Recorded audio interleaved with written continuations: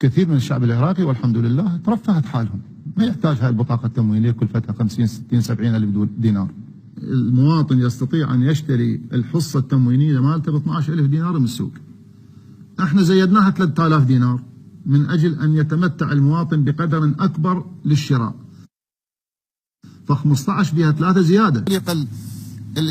الغاضبة اللي أنا أشوفها على شاشات التلفزيون مالتكم، يعني مع احترامي لشاشات التلفزيون مالتكم، وأسمع كلام الناس، يابا والله ما نريد غير بس الأمن، سوينا لهم الأمن، والله ما نريد منكم شيء عمي، بس نريد مي للشرب. أتمنى عليكم أن تواصلوا بالطلب والرجاء من الشعب العراقي بأن لا يستخدم الطاقة الكهربائية في التدفئة، كما أن لا يستخدم الكهرباء في مجال الطبخ.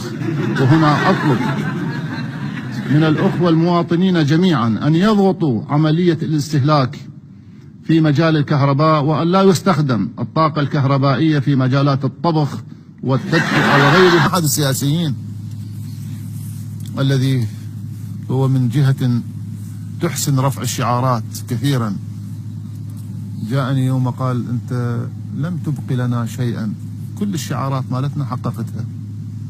السيادة شو رجعت السيادة؟ طائفية ضربتها، المقاصصة، الميليشيات، سلاح بيد الدولة. زين احنا بعد شنو عندنا؟